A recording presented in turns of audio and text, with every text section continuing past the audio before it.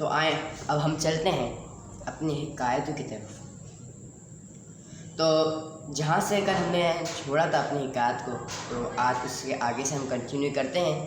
تو جس نے کل کی ویڈیو نہیں دیکھی اپنی حکایت نمبر 1، جس کا موضوع ہے کہ اے کاش مجھے عمیر رضی اللہ تعالیٰ عنہ جیسے گورنر مل جائیں، تو کل جو ہم نے اپنی حکایت جہاں تک چھوڑی تھی، اگر جس نے وہاں تک نہیں دیکھی تو ابھی جائے وہ جا کر پہلے دیکھیں تاکہ آپ کو آگے کا سمجھ میں آ سکے۔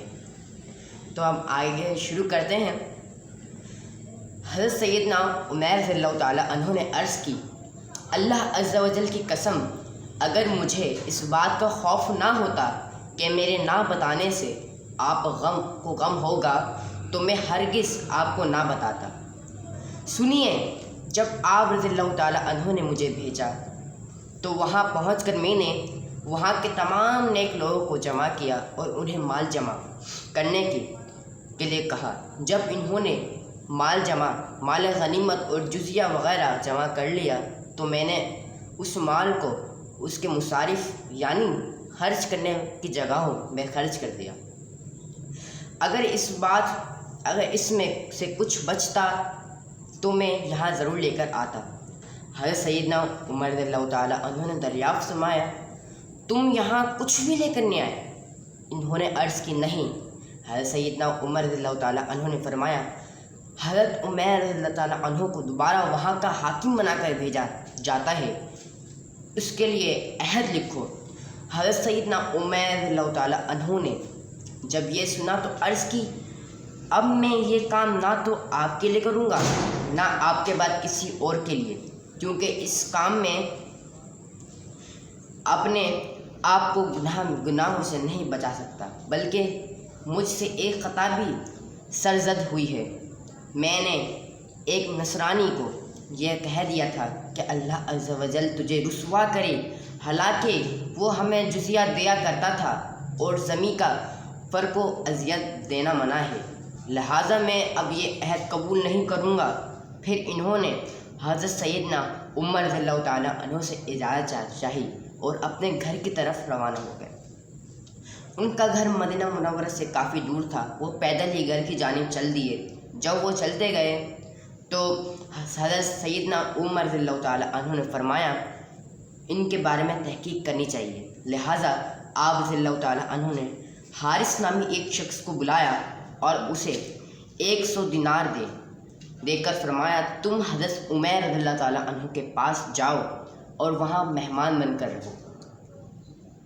اگر وہاں دولت کے آثار دیکھو تو واپس آ جانا، اور اگر نہیں تنگ دستی اور فقر و فاقت کی حالت میں پاؤ تو یہ دینار انہیں دے دینا۔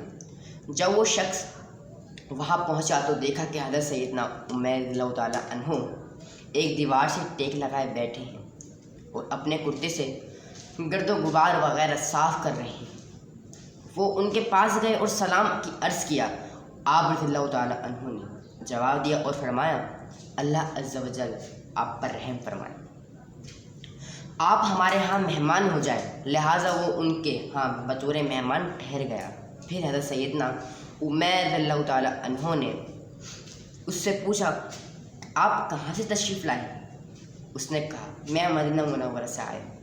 حضرت سیدنا عمیر رضی اللہ تعالیٰ عنہ نے پوچھا، امیر المؤمنین کو کس حالت میں چھوڑ کر آئے ہو؟ جواب دیا، اچھی حالت میں۔ پھر آپ رضی اللہ تعالیٰ عنہ نے پوچھا، کیا حضرت سیدنا عمر رضی اللہ تعالیٰ عنہ مجرموں کو سزا نہیں دیتے؟ اس نے کہا، کیوں نہیں، وہ حدود و قائم فرماتے ہیں، اور انہوں نے تو اپنے بیٹے پر بھی کسی خطا پر حد قائم فرمائی، یہاں تک کہ وہ فوت ہو گئے۔ حضرت سیدنا عمر رضی اللہ تعالیٰ عنہ نے کہا، اے اللہ عز و جل، تو حضرت سیدنا عمر رضی اللہ تعالیٰ عنہ کو عزت عطا فرما، ان کی مدد فرما، بے شک وہ تجھ سے بہت زیادہ محبت کرتے ہیں۔ وہ شخص حضرت سیدنا عمر رضی اللہ تعالیٰ عنہ کے ہاں 3 دن مہمان رہا۔ آپ رضی اللہ تعالیٰ عنہ کے ہاں جو کی روٹی ایک روٹی ہوتی جو اسے کھلا دیتے اور خود بھوکے رہتے، یہاں تک کہ آپ رضی اللہ تعالیٰ عنہ مشقت میں پڑ گئے اور آپ رضی اللہ تعالیٰ عنہ کو بہت زیادہ پریشانی کا سامنا سہنا پڑا۔ چنانچہ آپ رضی اللہ عنہ نے اس سے معذرت کرتے ہوئے فرمایا، ہمیں بہت زیادہ پریشانی کا سامنا ہے، اگر آپ مناسب سمجھیں تو ہم سے رخصت ہو جائے۔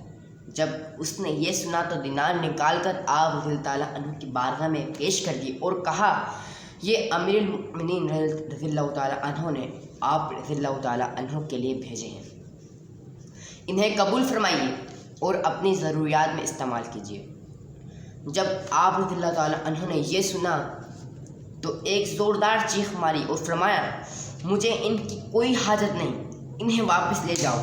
یہ دیکھ کر آپ رضی اللہ تعالیٰ عنہ کی زوجہ محترمہ نے عرض کی، آپ انہیں قبول کر لیجئے، اگر ان کی ضرورت محسوس ہو تو استعمال کر لینا، ورنہ حاجت مندوں اور فقراء میں تقسیم فرما دینا۔ حضرت سیدنا عمر رضی اللہ تعالیٰ عنہ نے فرمایا تو آپ وہ دینار لے کر اس کپڑے میں رکھ لیے، پھر گھر سے باہر تشریف لے گئے اور تمام دینار شہداء کے اقربا اور فقراء و مساکین میں تقسیم فرما دی۔ جب واپس گھر آئے تو آپ رضی اللہ تعالیٰ عنہ کے پاس ایک دینار بھی نہ تھا۔ دینار لانے والے کا گمان تھا کہ شاید مجھے بھی کچھ حصہ ملے گا، لیکن آپ رضی اللہ تعالیٰ عنہ نے سب دینار فقراء میں تقسیم فرما دیے تھے۔ پھر حضرت سیدنا عمر رضی اللہ تعالیٰ عنہ نے اس سے فرمایا، امیر المؤمنین رضی اللہ تعالیٰ عنہ کو میرا سلام عرض کرنا۔ پھر وہ شخص وہاں سے روانہ ہو کر حضرت سیدنا عمر رضی اللہ تعالیٰ عنہ کی بارگاہ میں حاضر ہوا۔ آپ رضی اللہ تعالیٰ عنہ نے اس سے پوچھا، تم نے وہاں کیا دیکھا؟ عرض کی، بہت تنگ دستی اور فقراء و فاقہ کی حالت میں زندگی گزار رہے ہیں۔ پھر آپ رضی اللہ تعالیٰ عنہ نے پوچھا، انہوں نے دیناروں کا کیا کیا؟ عرض کی، مجھے نہیں معلوم۔ تو آج کی حکایت کا ہم اختتام کرتے ہیں، انشاءاللہ عز و جل کل اس سے آگے ہم شروع کریں گے۔ تو آپ آج کے لیے دی مجھے اجازت، انشاءاللہ عز و جل کل اس کا تیسرا پارٹ ہم لے کر آئیں گے۔ تو میری لائیو اسٹریم کو دیکھنا نہ بھولے، کل ہم فینس پیج پر راؤ ایلیزن فینس پیج پر لائیو اسٹریم کریں گے، تو 10 بجے آپ ریڈی رہیے گا انشاءاللہ عز و جل۔ السلام علیکم ورحمۃ اللہ وبرکاتہ، مجھے دیجیے اجازت۔